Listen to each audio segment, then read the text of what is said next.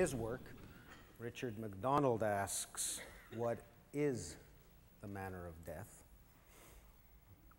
I wonder how many of us in this room have heard from friends or relatives that they would have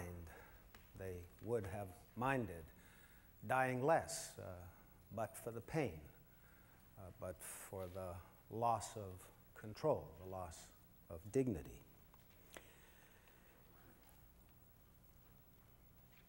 And I wonder, isn't the supreme act of autonomy the very proof that we are at least sovereign over ourselves?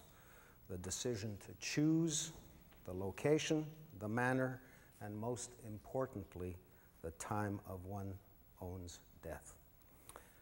Since becoming president of the World Federation of Right to Die Societies in the year 2000, Richard MacDonald has traveled widely, presenting his philosophy that such control must be in the hands of those terminally ill patients who so choose.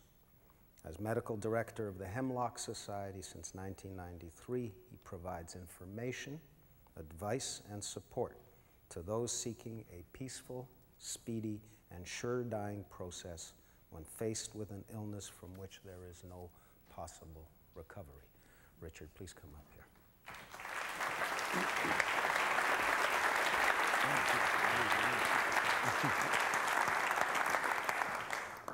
Thank you, Moses. And I was particularly touched when last night you indicated to me that it was your personal choice that you wish this subject discussed. And believe me, this subject is very personal. To me, dying is a very important part of living. And I think it is to most people. Woody Allen has said, he's not afraid of dying, he just doesn't want to be there when it happens. And I find a lot of people share that with Woody. Since becoming involved a decade ago with the Hemlock Society, I have had the privilege to work with many dying people, mostly members of Hemlock. And it is a privilege to be with people who are so aware of what they want that they seek information about it. They not only seek information about how they might be in control, and believe me, this is a control issue, they wish to have that option, that choice, if at any time when they have a terminal illness or a hopeless disease, that they get to the point that there is no more quality of life for them. And that quality of life is judged by them, not by somebody else. Gloria Steinem has said years ago that the most important basic human right is to have the choice to be in control of the manner and the time of your dying. And I concur with that. Many people have asked me, how is it that a physician who's been in general practice for almost 50 years would get involved in the dying with dignity movement? Well, you know, 50 years ago, we physicians assisted our patients in dying very frequently. We had no means to prolong dying. And as a result, it was just a normal part of our practice that we should, if a patient expressed to us the wish that their time, in their estimation, had come because the disease had robbed them of all personality and all quality, then we would make sure that they died as peacefully as possible in their home. Now, 50 years ago, 85% of people died in their home. Now it's reverse. 85% approximately die in a medical facility, many of them hooked up to the modern technology that has been so wonderful in saving lives. As a physician, I can tell you all the technology that's been developed is exciting to us. We can actually save lives and return people to a good quality of life when they would have died without that technology. But what has happened since 1970s has changed the whole spectrum of how we treat end-of-life care in medicine. It used to be that we would, when there was no more curing to be done, we would continue our caring and have our patients at home, visit them frequently. You've heard of house calls, I'm sure. We would visit them frequently, provide adequate medication so they could die as peacefully as possible, surrounded by their loved ones in their own comfortable surroundings. Now, if I may have the first slide, please, Jack. Now, these days, doctor-assisted suicide, it's called, is not permitted by the courts. And this is from the Winnipeg Tribune a few years ago, when the Supreme Court of Canada ruled that physician-assisted suicide is just not natural. This is natural. As you can see, every form of technology is connected to the patient whose life is not being maintained. Dying is being delayed. We're sometimes accused, we physicians, of playing God. We play God all the time if we delay dying, if indeed that is the appropriate time for dying to occur. And in a patient like this who is unconscious, obviously, and there are many like this in many hospitals and other facilities in all of America, Canada, and the US in particularly, this patient has no chance of recovery. And yet we know by a study done in 1996-97 that the majority of patients who die in hospital are still connected to life-supporting equipment. And that, to me, is the improper use of wonderful technology. Now, if I may have the next slide, please.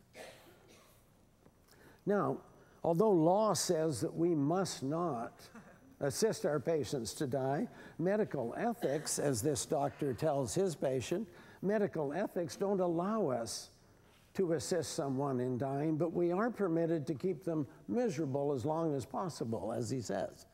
And cartoons pick up a lot of very good points about this issue sociologically. Cartoonists, I found, have been very effective in going to the heart of some of the key issues that we physicians may miss and that the courts may miss.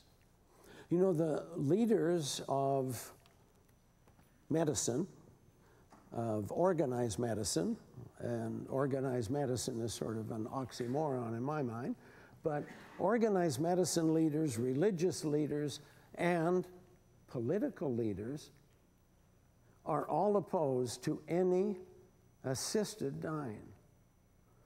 And to me, the person who should be most involved with deciding in this is left out of the equation. So if I may have the next, please. Now, that person is usually someone dying of a bad disease, such as ALS. And as you can see, this cartoon says that, good heavens, an honest obituary. After a long and courageous battle with her doctors, Linda Smith finally died of ALS. A sad commentary. And they've hit the nub of a very serious point here. These diseases, the neurological diseases, are the worst you can have, in my opinion. If I have my pick of a disease I don't want, it's ALS. Because in ALS, the brain is alert, very, very active, while the body is losing its activity limb by limb.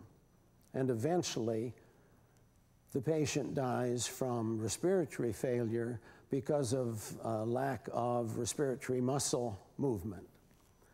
So that with ALS and other diseases of that type, it hardly strikes me that this should be called physician-assisted suicide if someone is assisted in dying.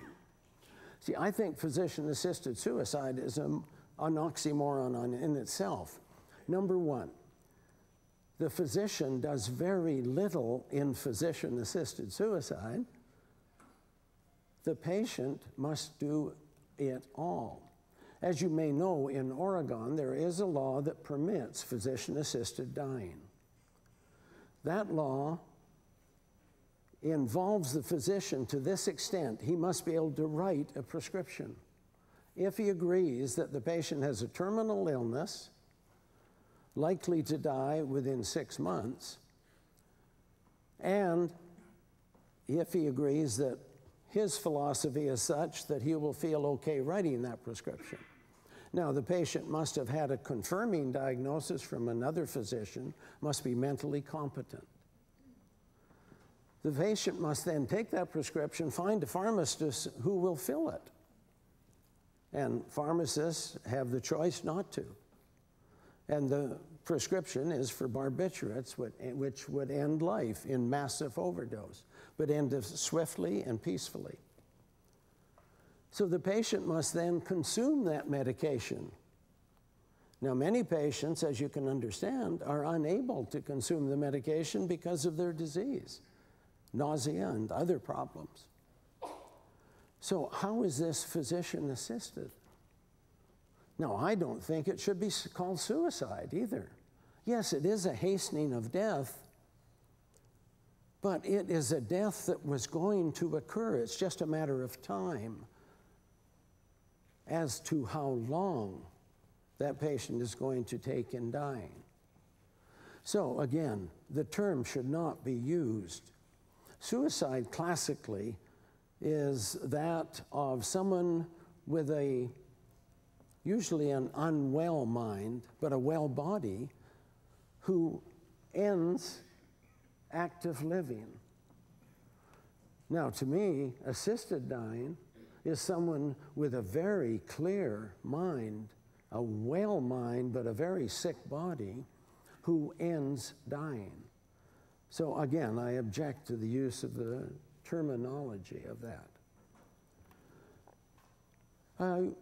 I have been asked by some people, why is the Hemlock Society called so? Well, I'm sure most of you know the classical story of Socrates, and that Socrates used hemlock. That's usually the only reference that many of us know about. I also heard about hemlock in an anecdote about Winston Churchill, when in a particularly cantankerous mood one day, he had a combative exchange with Lady Astor, which happened quite often with those two in Parliament.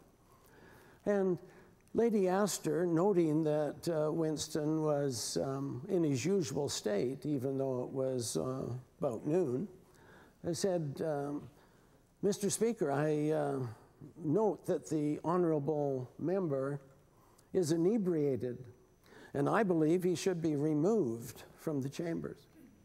And Winston immediately stood as best he could, and he said, Mr. Speaker, I note that the honorable lady is ugly.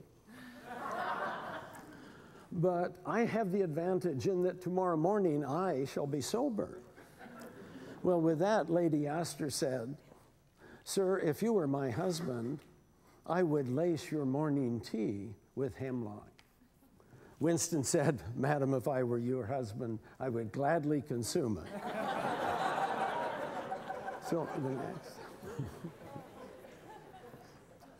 Now, I'll have to read this to you because you can't, but part of the problem with this dying with dignity issue is that we don't talk about dying. In most of the Western world, but particularly in the Americas, Dying is not a subject that you talk about over dinner. And believe me, you should be talking about dying with your families so they know your wishes if you should ever have the misfortune of a long, drawn-out, hopeless illness from which you may not recover. Now, in medicine, we physicians don't like to talk about dying either. I'll tell you, in medical school, 50 years ago, and I know it's very similar still now, very little was talked about dying and death. We had textbooks full of every disease that you can imagine, most of which we'd never see in a lifetime of practice. We knew everything, how to diagnose and recognize the symptoms. We knew how to treat it surgically and so on. But once there was nothing more to be done to a patient, nothing was said in our textbooks about what we could do for a patient when they were beyond medicine. As a result, we physicians often find it very difficult to talk with other physicians, or especially with patients, about serious disease. This physician says to the patient, "Oh, it's nice to meet you. You look so much better than your x-rays." Just giving him a hint that it may be quite a serious diagnosis that he's going to be told about. If I could have the next, please. And this doctor says that, gee, I regret that you're suffering from something from which there is no talk show interest. Now, again, we physicians find it difficult to really bring up these tough subjects, but to me, one of the most important tasks that we have as physicians is in talking with our patients and preparing them when they have a serious illness that is likely to take their life. I also feel that we have a responsibility, if they so choose, to hasten the dying process. I feel it's our responsibility to help provide them with the information and support that is needed to ensure that they have a peaceful, as painless, and as sure dying process as possible.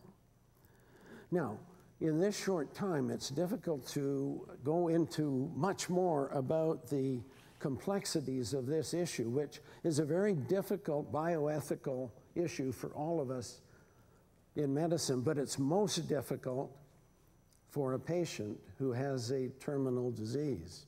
And thinking of terminal, I've got to tell you that terminal is hard for us physicians to decide that there is just 6 months to live. That's why we feel that's a sort of a fake sort of thing to say someone has a terminal illness.